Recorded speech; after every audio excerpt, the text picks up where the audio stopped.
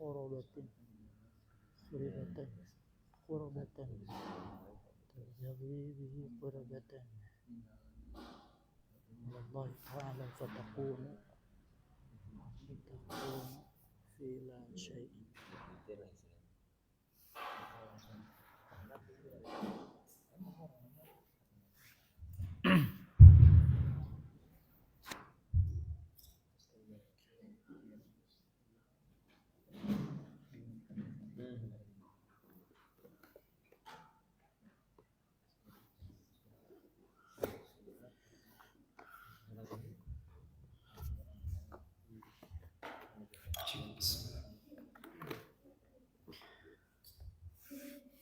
Alhamdulillah, wassalatu wassalamu ala rasulillah wa ala alihi wa sahbihi wa mawalah. Asyhadu an la ilaha illallah wahdahu la syarika lah wa asyhadu anna Muhammadan abduhu wa rasuluhu alladzi la nabiyya ba'da amma ba'd.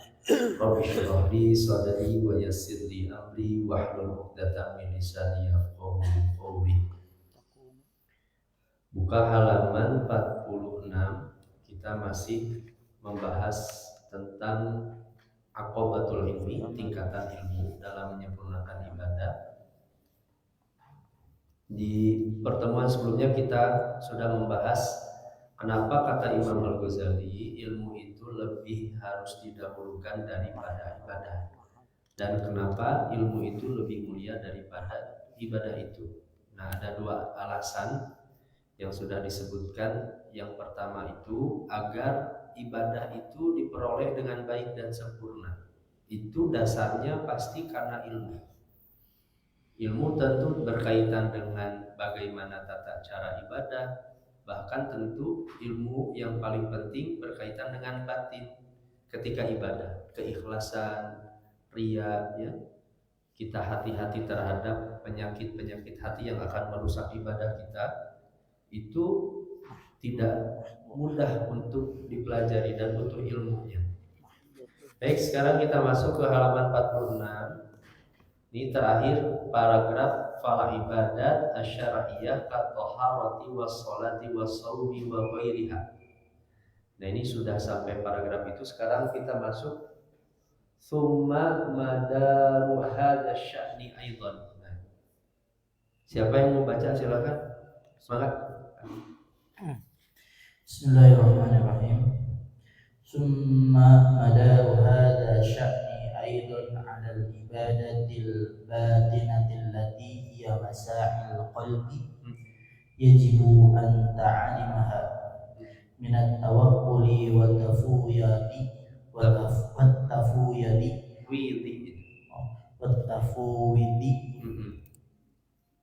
Kemudian والتفويض والرضا والصبر والتوبة والإخلاص وغير ذلك مما سيأتي ذكره إن شاء الله تعالى. Ya, cukup.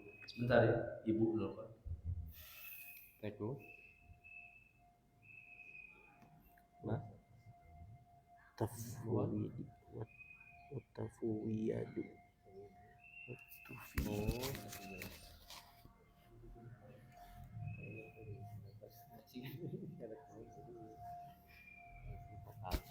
apa? Oh, terlalu dekat nih. Mana penghapus ya?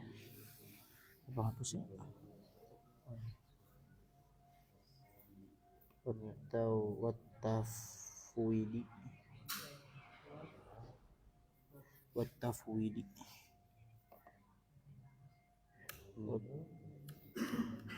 Kata tas isyak katakan itu. Ini Tafwidi. Mamadar. Ya, kan. Sekantanan ini masih kantanan timur tehilda tanda. Ya. Mahfadun. Betul, salah. Fatadhannu. Tsumma madaru hadza sya'ni, kemudian kemudian madar itu pokok, poros itu artinya madar.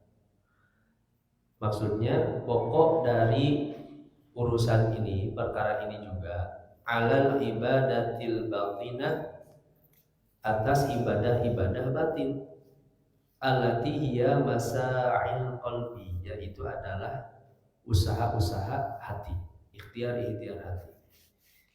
Jadi teman-teman semua, ini yang jarang diperhatikan ketika orang beribadah itu. Biasanya orang lebih memperhatikan ibadah itu zahirnya, takbir, gerakan, bacaan.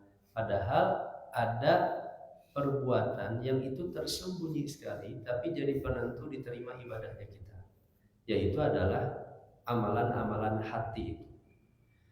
Yajibu an ta'lama, wajib kata Imam Al-Ghazali, kamu untuk mengetahuinya, amal-amal hati apa yang harus ada di dalam hati kita ketika beribadah.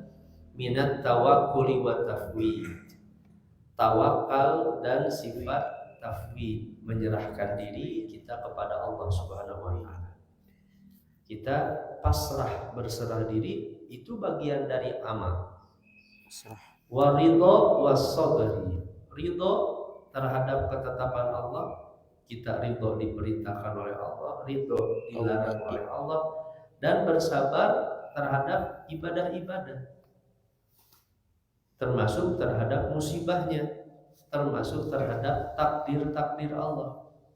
Sabar itu bagian dari amalan hati, tidak mengeluh, ya. Kemudian justru jadi daya tahan untuk menghadapi masalah itu. Wa taubati wal ikhlas, begitu pula taubat. Taubat itu amalan hati, karena bukan hanya sebatas berhenti dari dosa. Taubat itu ada penyesalan yang sangat dalam dan berazam untuk tidak mengulanginya lagi. Kalau tidak ada penyesalan dan tidak ada azam di dalam hati untuk tidak mengulanginya lagi, itu tidak termasuk tobat. Makanya kata Imam An-Nawawi rahimahullah, tobat itu kan syaratnya 3: berhenti, menyesal, berazam untuk tidak kembali lagi berbuat dosa itu. Wal ikhlas, dan ikhlas, membersihkan hati. Wa ghairi dzalika mimma sayati dzikruhu insyaallah taala, dan selain daripada itu yang akan datang penyebutannya insyaallah taala nanti disebutkan. Lanjut, wajibu an tu'allama an ta'lama minahiyahallati, manahiyah itu wazan mafa'il, manahiyahallati hiya adidadu hadhil umuri, as-sukhuti wal amali wal riyai wal kibari wal ajabi wal ujubi litajtaniba dzalika fa inna hadhihi faraidu nassallahu ta'ala 'alal 'abri biha wan nahyi an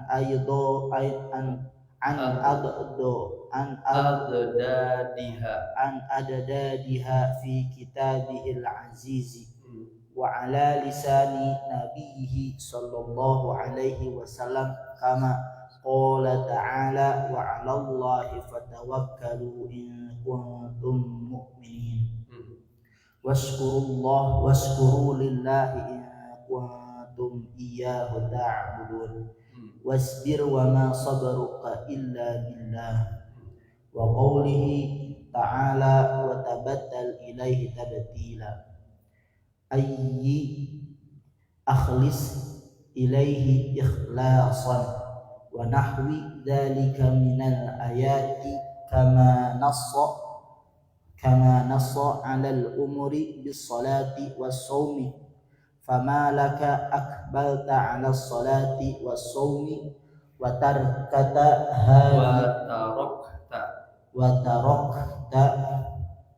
hadhil faraidha wal amru bihima min rabbin wahidin fi kitabin wahidin bal ghafalta anhuma fala ta'rifu syai'an minhuma fasarta mimman fasirta mimman asbaha bi'ajili hadhihi masghufan hatta sayyaral ma'rufa munkaran wal munkara ma'rufan wa man ahmalal uluman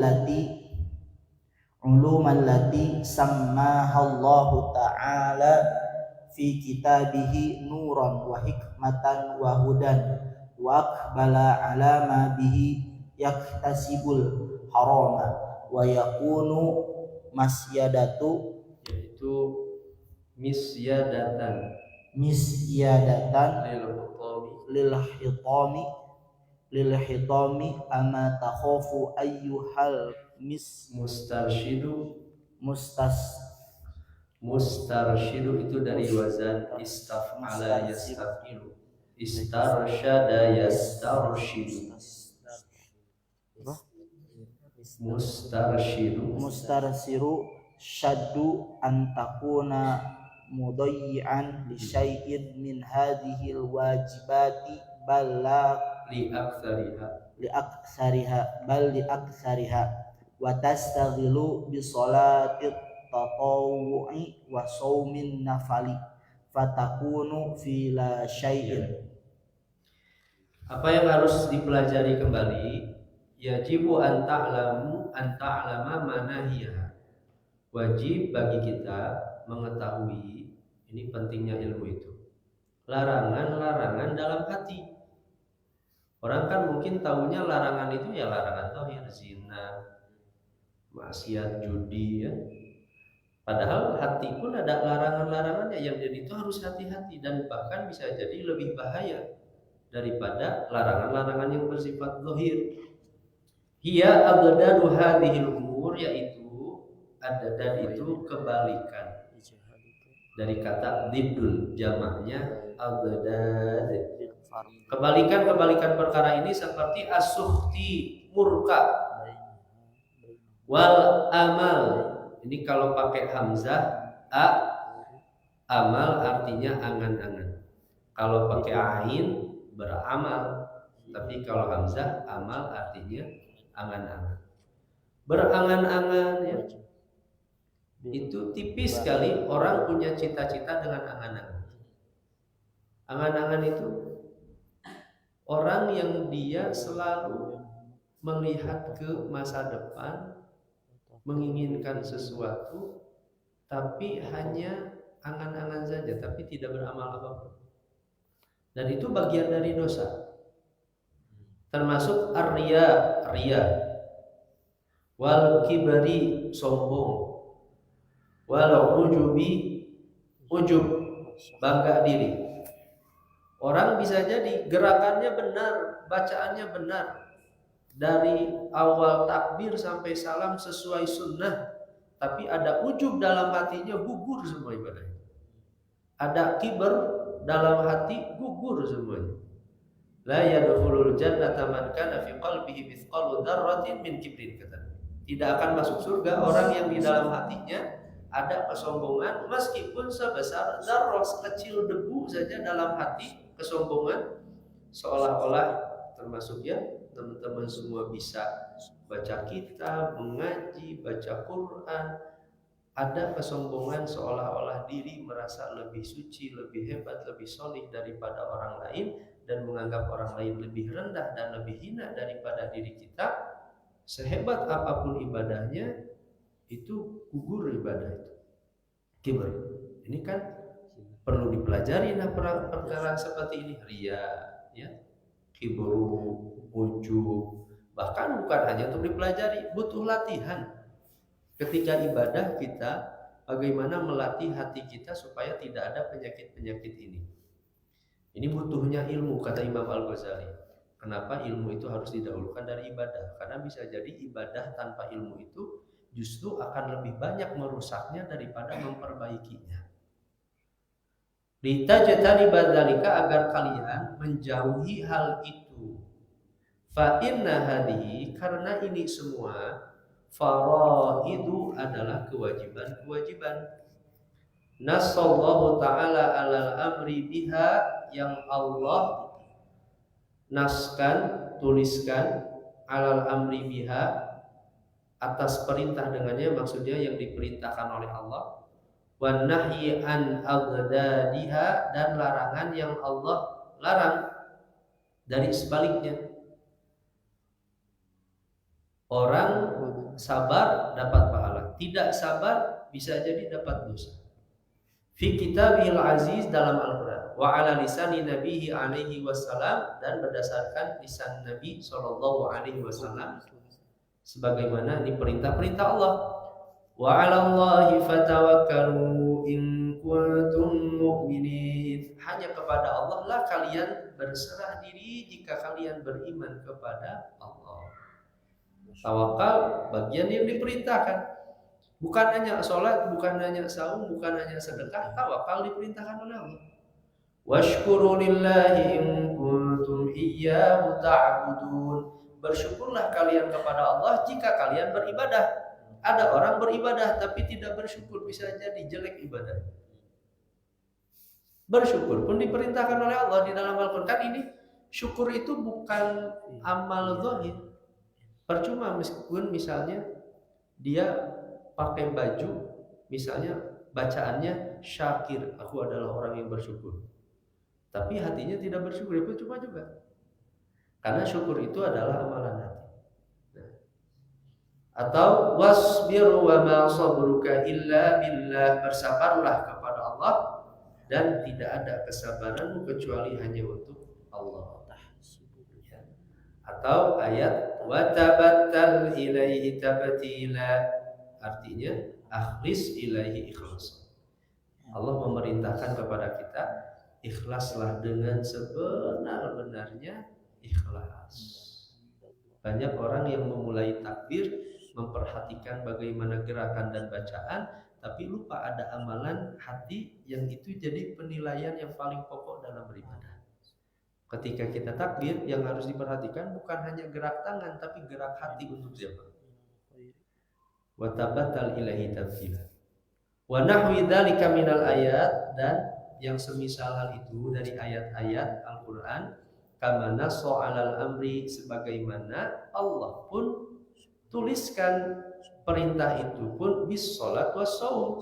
Sebagaimana Allah perintahkan salat dan saum, Allah pun perintahkan syukur, sabar, tawakal, ikhlas. Itu kan amalan hati semua itu. Famalaka aqbalta 'ala shalah was saum. Famalaka itu bagaimana menurutmu?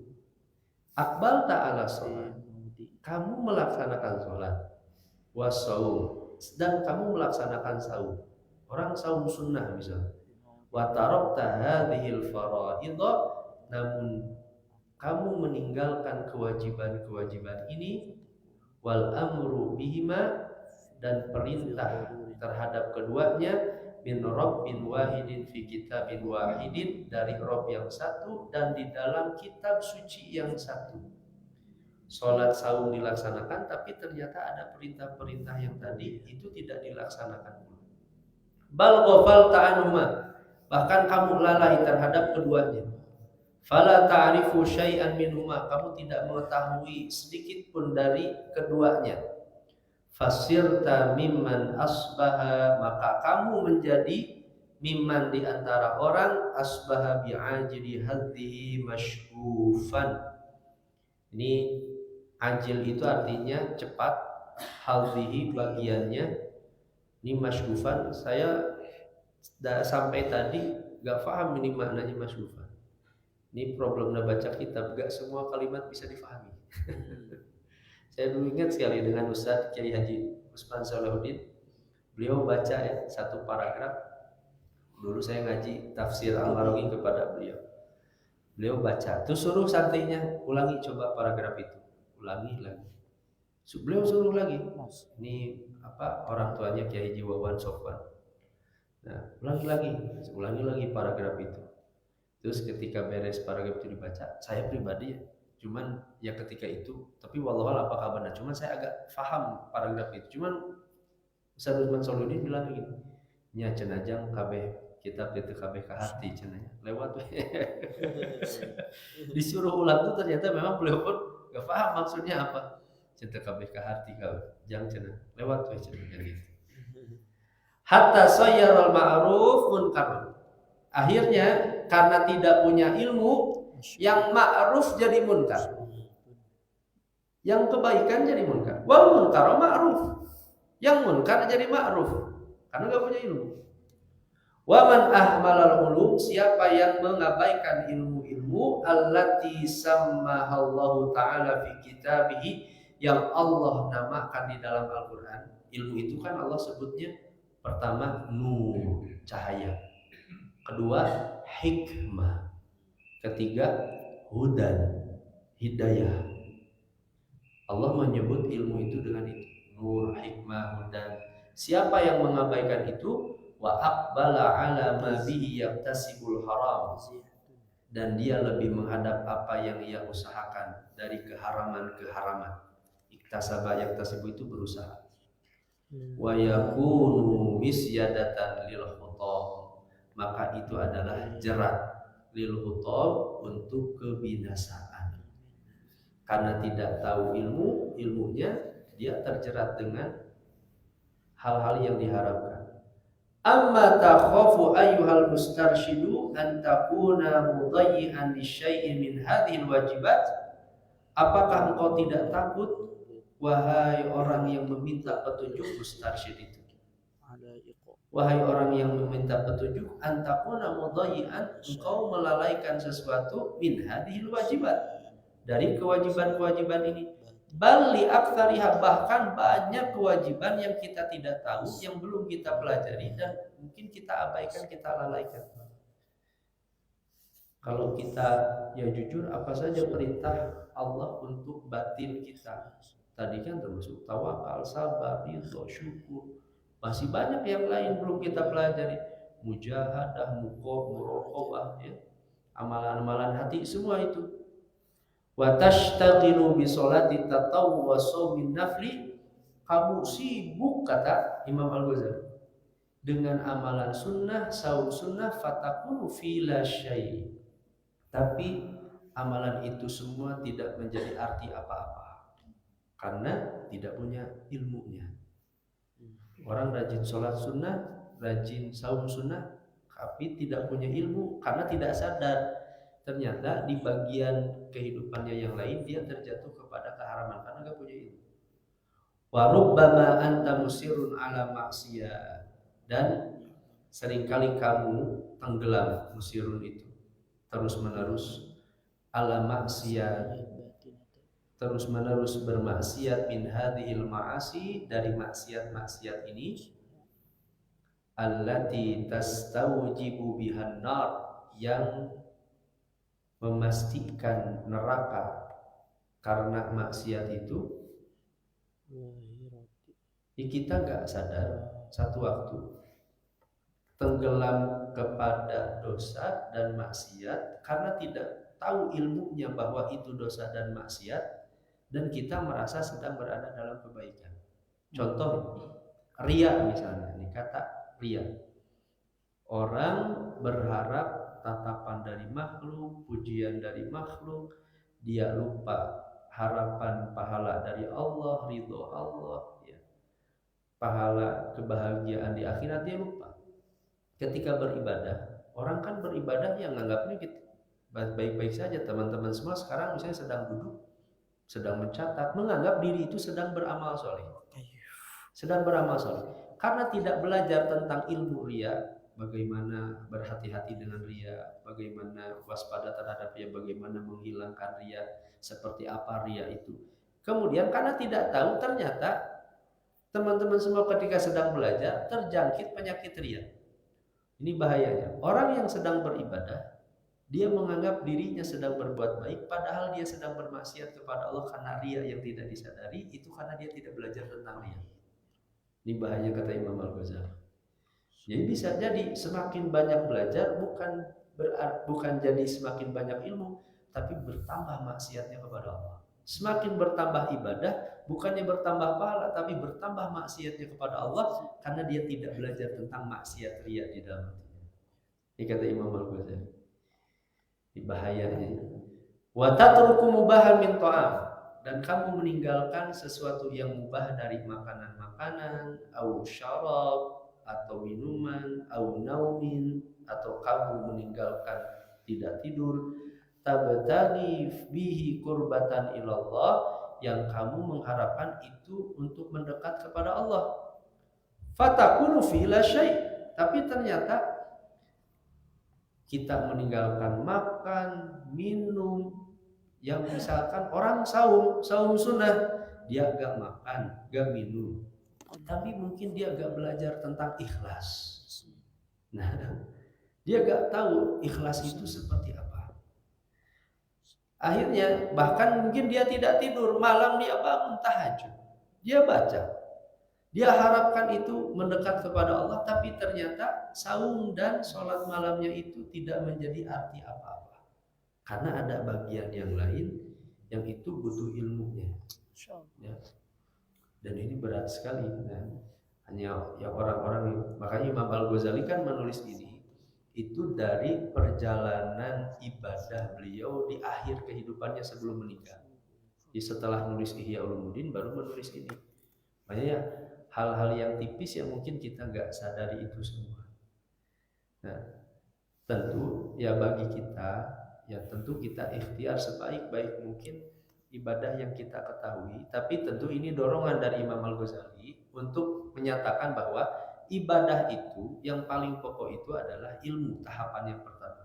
Nah, jadi Imam Al-Ghazali ingin menggambarkan ibadah itu yang paling pokok itu adalah ilmu. Wa asyaddu dzalika kulliha annaka takunu fi amril amal. Yang paling berat dari itu semua, kamu berada dalam amril amal. Ini pakai hamzah ya. Kalau pakai hamzah tadi artinya angan-angan. Jadi berada dalam angan-angan di masa depannya ingin ini. Ya.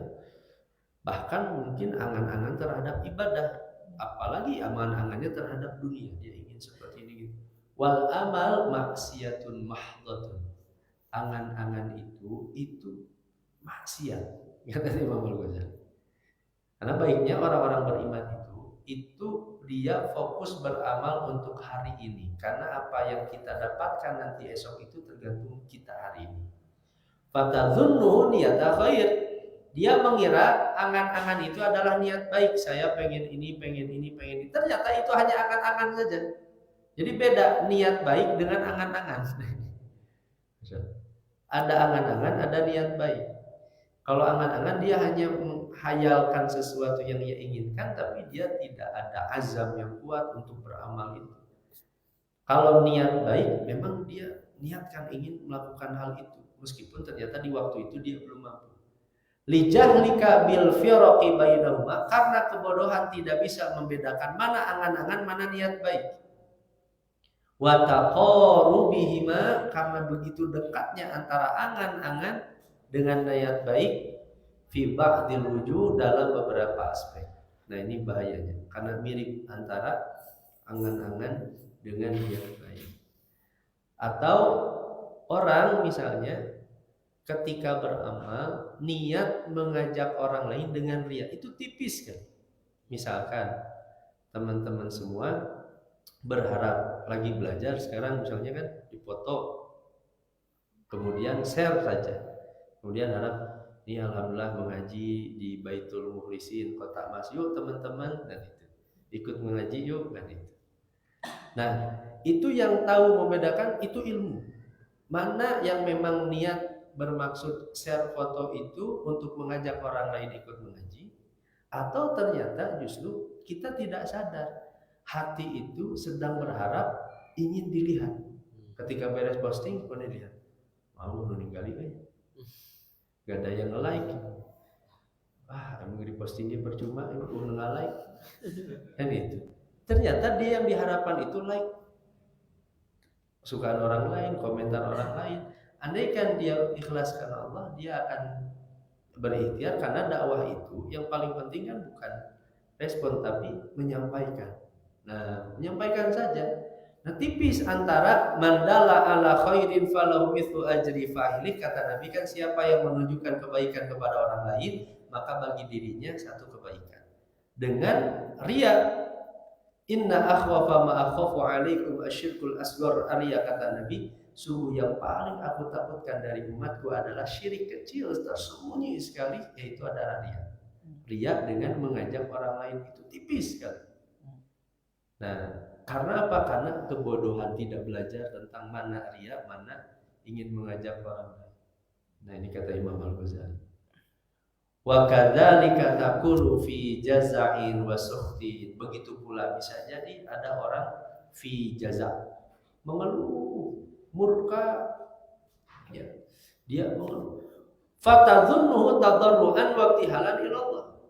Dia mengira sedang berdoa sepenuh hati dan tunduk kepada Allah. Jadi dia sedang berdoa, ya Allah, saya mohon, dan itu mungkin sembuhkan penyakit saya. Dia mengira dia sedang berdoa sepenuh hati dan sedang beribadah. Padahal dia tidak sadar, dia itu sedang murka kepada takdir Allah. Dia sedang murka kepada, dia mungkin diuji sedang oleh penyakit. Kemudian dia berdoa, ya Allah sembuhkan. Dia mengira tiap malam dia berdoa. Padahal bisa jadi tiap malam berdoa itu karena dia tidak ridho kepada takdir Allah itu. Dia semakin banyak berdoa di setiap malam, bukan bertambah pahala tapi bertambah maksiatnya. Karena dia tidak ridho kepada takdir Allah. Tidak ridho kepada takdir Allah itu pun bagian amal yang itu harus dipelajari. Kata Imam Al-Ghazali. Wa kutu wa takunu fi riya'in mahdin wa tahsabu hamdanillah. Orang yang berada dalam riya dan dia mengira sedang memuji Allah Subhanahu wa taala. Ya. Dia tampakkan misalnya keahlian. Alhamdulillah, kan itu. Ini saya mau cerita tentang keberhasilan saya, dan itu saya bersyukur kepada Allah. Alhamdulillah. Dia ceritakan banyak cerita tentang kehebatan dirinya meskipun menggunakan kata kalimat alhamdulillah dan bersyukur kepada Allah, tapi maksudnya adalah dia ingin ria, menampakkan kehebatannya. Dia ujub diri. Waduh, tipis sekali itu. Dan itu butuh ilmu dan butuh latihan. Au da'watan linnasi ilal khair, atau mengajak orang kepada kebaikan. Fatakhudhu ta'uddu 'ala Allah subhanahu wa ta'ala al-ma'asi bi ta'at. Maka ketika itulah dia mengira itu ketaatan, padahal itu adalah bagian dari maksiat. Jadi teman-teman, ada orang ceramah tiap hari, orang mengiranya mungkin dalam kebaikan terus karena dia mubalik, dia dai, dia khotib bagus, tapi bisa jadi semakin banyak dia berceramah, dia semakin banyak bermaksiat kepada Allah. Meskipun hebat ceramahnya, meskipun banyak yang terinspirasi dengan ceramahnya. Kenapa? Karena ada amalan hati yang itu butuh ilmu. Nah, butuh dipelajari. Wa tahtasibus shawab al-azim. Mereka, kamu mengharapkan pahala yang besar fi maudhi'il uqubat, pada tempat-tempat yang justru harus mendapatkan siksa Allah. Mengharapkan pahala tadi, tapi pada tempat riya, tidak ridho kepada Allah, ya. Tadi murka kepada Allah. Nah, fatakunu fi gururin azim, maka kamu berada dalam guru, tipuan yang besar, wa ghaflatin qabihah, kelalaian yang jelek sekali. Wa hadhihi wallahi musibatun fadhihatun, dan demi Allah ini adalah musibah yang sangat buruk lil amilina min ghairi ilmin, untuk setiap orang-orang yang beramal tanpa didasari oleh ilmu. Nah, ini pentingnya ilmu dalam beramal. Ini Masya Allah begitu dalam sekali penjelasan Imam Al-Ghazali. Baru tingkatan yang pertama, itu tingkatan ke-7. Tingkatan pertama berat sekali mengamalkannya. Wallahu a'lam bishawab. Hanya itu mungkin ya pada malam kali ini. Insyaallah nanti kita lanjutkan lagi. Ini paragraf selanjutnya masih penjelasan 2 alasan. Ini belum beres. 2 alasan kenapa ilmu itu harus didahulukan oleh ibadah. Nah, poin dari pembahasan ini karena banyak ilmu yang mesti kita ketahui, yang itu harus, yang akan menyempurnakan ibadah kita, dan kita justru berhati-hati dari hal-hal yang akan merusak ibadah kita, dan itu butuh ilmu. Wallahu a'lam bishawab. Hanya itu mungkin pada kesempatan kali ini. Sudah masuk waktunya ya, 3 menit lagi insya Allah cukuplah ya. Alhamdulillah, hanya itu mungkin pada malam hari ini. Semoga bermanfaat teman-teman semua. Subhanallah wa bihamdihi, asyhadu an la ilaha illa anta, astaghfiruka wa atubu ilaik. Aqulu qouli hadza wa astaghfirullah li wa lakum. Assalamualaikum warahmatullahi wabarakatuh.